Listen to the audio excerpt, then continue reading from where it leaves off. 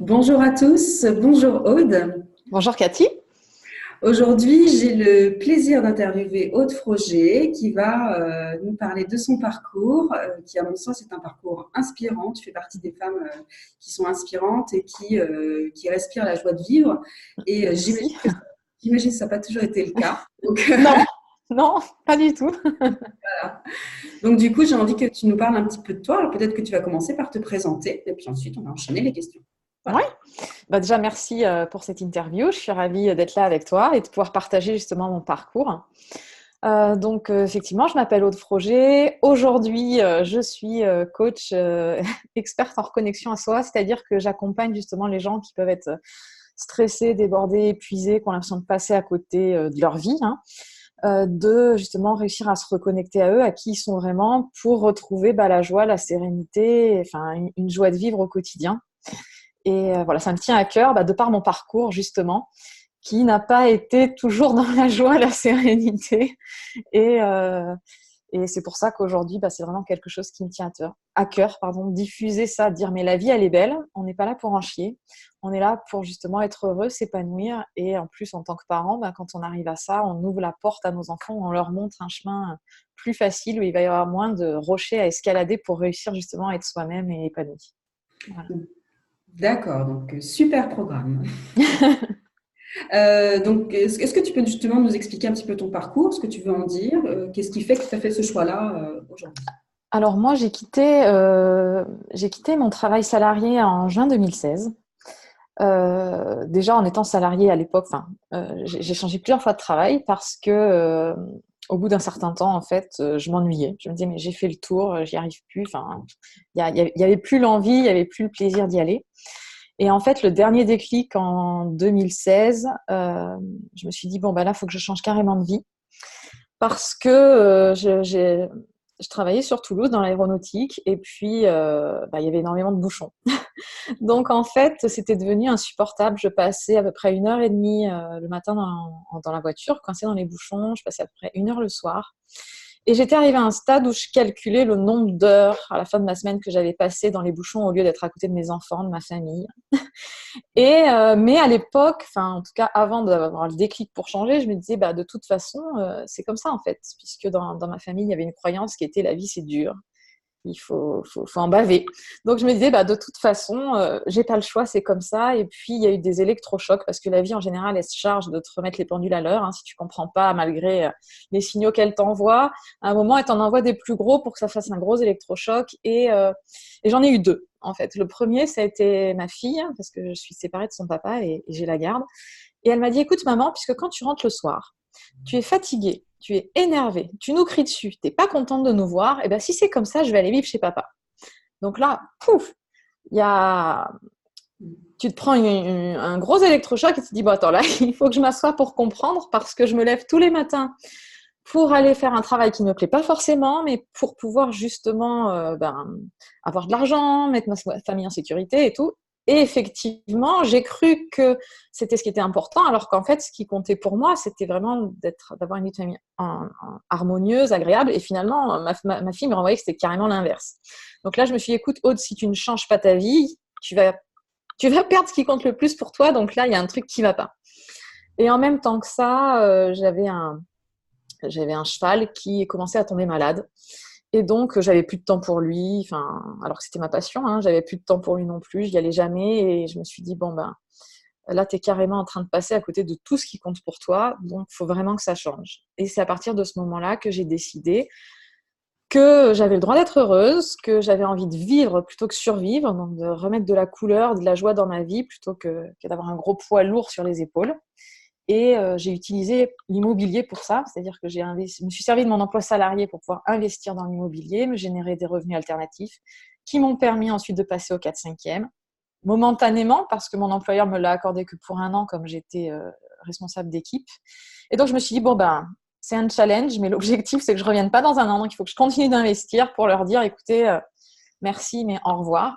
Et donc c'est ce que j'ai fait. Et après, quand j'ai quitté mon travail, je me suis posée, j'ai eu besoin de faire le vide et de me dire maintenant, qu'est-ce que tu as envie de faire? Qu'est-ce qui a du sens pour toi? Et c'est là que j'ai commencé à me former et à faire à me former à ce nouveau travail pour pouvoir justement me dire ce qui me plaît, ce qui me donne le sourire, ce qui me motive tous les jours, c'est d'accompagner justement les gens à être eux-mêmes, à oser croire en leurs rêves et à remettre de la couleur dans leur vie.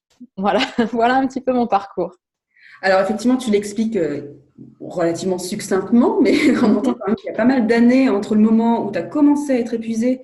En tous les cas, c'était pas l'épuisement, c'était vraiment de l'ennui, quelque chose qui était... Non, c'était de l'épuisement en fait. Effectivement, ça a commencé par de l'ennui, mais après c'était de l'épuisement, 2 heures et demie de trajet par jour. J'en pouvais plus. Enfin, j'étais à deux doigts de m'endormir sur la route. Enfin, c'était vraiment arrivé à un stade où ça n'allait plus. D'ailleurs, quand ça va plus, ça crée aussi des conflits à la maison, avec mes enfants, mais avec mon conjoint. C'était reproches, tensions, et donc du coup, c'était vraiment difficile à vivre. Mais bon, je portais ça, je portais mon petit sac à dos de difficultés, et jusqu'au jour où je me suis rendu compte en fait qu'il y avait d'autres choses qui étaient possibles. C'est ça en fait. Vraiment, la première étape qui est importante, c'est prendre conscience que y a autre chose de possible, ça existe, et en plus, j'y avais droit, et en changeant ma façon de faire, j'allais pouvoir justement obtenir des résultats différents. Donc, c'est ce que je dis. J'ai ce changement de vie, cette prise de conscience, elle est arrivée quand j'avais 34-35 ans. Donc, c'est vrai qu'il a fallu quelques années d'oubli, de peine pour pouvoir prendre conscience de tout ça. Mais après, le déclic s'est fait rapidement, en fait, parce que je me suis donné... c'était vraiment important pour moi que ça change rapidement. Il y avait un enjeu très important. Je voulais pas que ma fille s'en aille. Oui, c'est ça. Il y avait quand même eu le déclic qui était extérieur à toi, ceci dit. Mais bon, le fait est que c'était un déclic, ta fille, voir ta vie se défiler, voir ton cheval vieillir, tomber malade. Voilà, ça a été le déclencheur. Exactement, c'est-à-dire que souvent on dit que pour pouvoir justement, que tu sais, il y a différentes phases, il y a ça va, c'est la pire phase, c'est-à-dire c'est pas terrible, mais bon, ça pourrait être pire, donc je bouge pas. Il y a le c'est top, bon si c'est top, t'as pas raison de bouger, et puis tu bouges quand t'es en bas, et que là c'est que t'as ton monde autour de toi qui s'écroule, où tu souffres trop, et là c'est là que tu bouges. Et moi il m'a fallu ça, voir le monde qui s'écroule un peu, ou qui allait s'écrouler, pour me dire attends, il n'en est pas question, quoi. Je le constate effectivement qu'il faut souvent aller au fond du gouffre pour accepter de changer quelque chose. Exactement. C'est-à-dire que c'est devenu tellement plus supportable que finalement, on n'a plus grand-chose à perdre à changer. On a moins peur. C'est ça. Et du coup, justement, tu as croisé cette peur. Qu'est-ce qui s'est passé à ce moment-là? À partir du moment où voilà, ta fille t'a dit ça, tu as pris conscience en tous les cas qu'il fallait changer quelque chose. Ok, le déclic était là, mais enfin, il y a une marge entre le déclic et le passage à l'action. Qu'est-ce qui s'est passé Alors, ce qui a été important pour moi, c'était de dire, bon, ok, je veux changer de vie, mais je veux pas mettre tout le monde en danger, parce que j'ai une famille, il faut pas faire n'importe. En tout cas, pour moi, la sécurité est très importante. Donc, c'est pour ça que je l'ai fait progressivement. Je me suis dit, comment je vais pouvoir faire pour quitter mon travail qui me convient plus, qui me fatigue et qui me va pas du tout, mais sans mettre en danger financièrement moi et ma famille. Donc, c'est pour ça qu'avec mon conjoint, on a regardé comment on pouvait investir dans l'immobilier, et pour me générer des revenus immédiatement. C'est-à-dire que l'objectif, c'était de générer des revenus par l'immobilier pour remplacer mon salaire et pouvoir partir. Et donc, du coup, être en sécurité financière. Donc ça m'a pris à peu près 1 an et demi pour pouvoir... Après, tout dépend aussi de ton revenu. Plus tu as un salaire important, plus retrouver ton salaire va te demander du temps. Moi, c'était un salaire moyen, donc de toute façon, ça a été plus facile pour switcher. Oui, puis j'entends qu'il y avait ton conjoint aussi qui était là, qui était présent et qui t'a soutenu dans cette démarche. Bien sûr, c'est-à-dire qu'on était tous les deux dans la même dynamique, puisque lui, il a quitté son travail 1 an avant moi. Donc, on était dans cette dynamique de changer de vie, d'être acteur de notre vie plutôt que spectateur. Et effectivement, être à deux sur la même longueur d'onde, c'est important. En plus, je sais que moi, je suis issue d'une famille d'entrepreneurs, donc ça aide aussi, c'est-à-dire que c'est des gens qui, j'ai vu, même si je les ai vus se tuer à la tâche, donc je me suis dit aussi, je veux être entrepreneur, mais pas de cette manière-là. En tout cas, j'ai vu que on avait une autre vie quand on était entrepreneur. Donc, c'est une autre façon de penser, en fait. Voilà.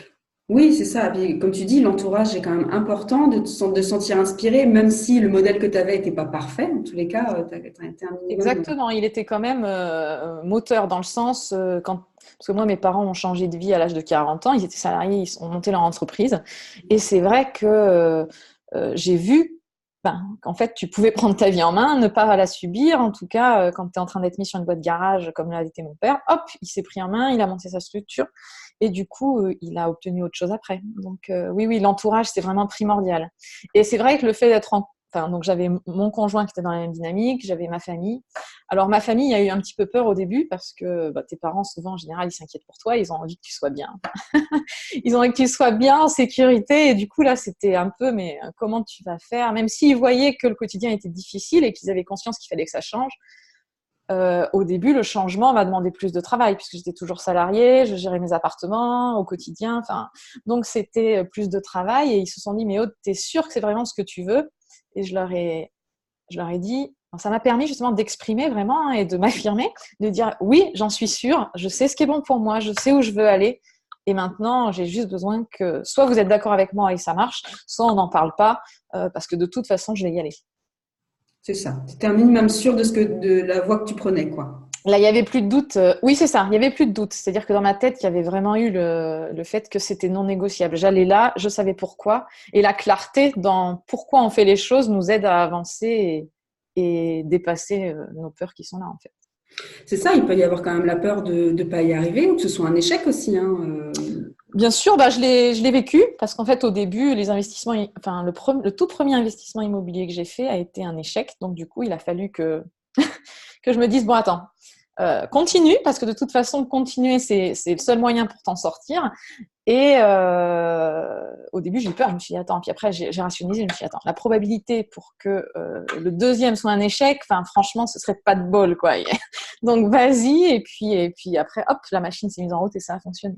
C'est ça. D'autres auraient pu s'arrêter là. Toi, tu t'es pas arrêté là. Tu t'es pas dit, voilà, ça a foiré. Oh là là, c'est le monde qui s'effondre. Non. Alors au début oui, hein. Au début oui, mais c'est là où mon conjoint a eu un impact important. Il m'a dit, écoute Aude, de toute façon, t'as pas le choix. Il faut que tu en achètes un deuxième pour que le deuxième remette l'équilibre. Et au début, je lui ai dit, mais ça va pas, ça va pas, t'es fou ou quoi? Et puis après, je me suis dit, non, mais c'est vrai, si tu poses les choses à plat, la probabilité est tellement faible que tu as tout à y gagner. Ouais. C'est ça. Et du coup, tu as tout à y gagner aujourd'hui? Complètement, parce qu'aujourd'hui, quand je me retourne, parce que c'est important aussi de pouvoir se retourner et de voir où on était il y a quelques années ou même quelques mois pour se rendre compte qu'on a avancé. On n'est peut-être pas forcément arrivé à tout ce qu'on voulait, mais on n'est plus du tout au début et ça fait du bien, c'est encourageant. Tu te dis, j'ai quand même réussi, je suis fière de moi et ce que j'ai fait. Et aujourd'hui, c'est clair qu'il y a zéro regret, au contraire. Je fais un travail qui me plaît, je me sens bien, j'ai du temps pour mes enfants. Donc moi, l'équilibre de vie était vraiment très important. Ça, en plus, le travail que je fais, c'est vraiment permettre justement aux gens d'aller mieux aussi. Donc c'est vraiment un travail je trouve qu'il n'y a pas plus beau travail que ça en fait. Tu vois les gens qui tout d'un coup retrouvent l'étincelle dans leurs yeux.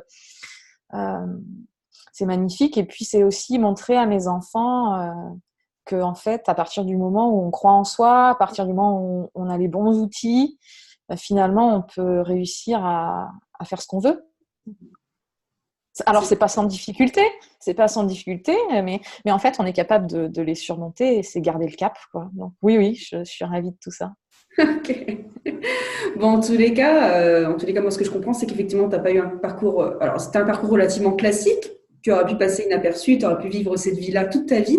Mais finalement, tu as fait le choix, tu as posé un choix à un moment donné de dire non, là, c'est plus possible. Je change les choses et je prends des risques pour changer les choses, mais voilà, je prends ce risque-là et ça vaudra le coup. Exactement, c'est ça. C'est un moment, je me suis posée, je me suis dit, en fait, quelle vie j'ai envie de vivre? Est-ce que je veux continuer à passer, à être en parallèle de moi, quoi, ou alors est-ce que j'ai vraiment envie de vivre ma vie? Et voilà. Ouais, c'est ça. Le parallèle, il est beau. Enfin, c'est le sorte de fantôme. On voit sa vie défiler. Exactement. Tu te vois, mais t'es pas là, quoi. Ok. Est-ce que tu aurais, alors à moins que tu aies quelque chose à rajouter, mais est-ce que tu aurais des conseils à donner? Si tu as quelque chose à rajouter, je te laisse. Non, c'est bien.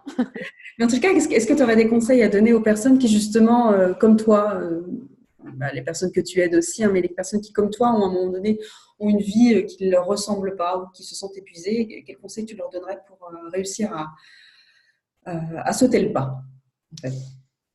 Alors, ce que je conseille aux gens, c'est de lâcher leur mental. Alors, qu'est-ce que ça veut dire lâcher son mental? Parce qu'on est dirigé, on est dans une société où le mental prend beaucoup de place, on rationalise beaucoup, sauf que notre mental, il nous aide à nous mettre en sécurité, effectivement, sauf qu'il ne nous aide pas à être heureux. Il nous maintient en vie, en sécurité, mais il ne nous rend pas heureux. Donc, au lieu de laisser son mental guider nos choix, c'est se connecter à son cœur, qui lui connaît le chemin du bonheur, et mettre sa tête au service de son cœur. C'est-à-dire, qu'est-ce que j'ai vraiment envie de vivre? Qu'est-ce qui fait que le matin, j'ai le sourire? Qu'est-ce qui me fait vibrer? Qu'est-ce qui me fait me sentir légère aussi et joyeuse? Et à partir de là, ok. Donc, si c'est ça, c'est vers là que j'ai envie d'aller. Et maintenant, je vais utiliser la tête pour dire, comment je fais pour aller dans la direction que me donne mon cœur et pas voilà. Alors qu'aujourd'hui on fonctionne en se disant attends, j'ai envie de ça, ouais mais attends, il faut d'abord faire comme ça, c'est pas raisonnable. Donc c'est le il faut, je dois, c'est la tête, on lâche, on dit de quoi j'ai envie, qu'est-ce qui va me rendre heureuse, qu'est-ce qui va faire que je vais pas avoir de regrets à la fin. Et maintenant que je sais ça, j'utilise ma tête pour dire comment je vais faire pour aller réaliser les actions qui vont me permettre d'être heureux, épanoui. Ok, merci Aude. Avec plaisir. Bon, alors je te remercie en tous les cas pour cet échange. J'espère que cette vidéo pourra inspirer un bon nombre de personnes. Merci à toi de m'avoir permis justement de parler du parcours qui peut effectivement susciter des petits déclics chez les gens. C'est ça. En tous les cas, n'hésitez pas du coup à partager cette vidéo et à vous inspirer de ce parcours-là pour oser passer à l'action. Voilà. Merci Aude et à bientôt. À bientôt!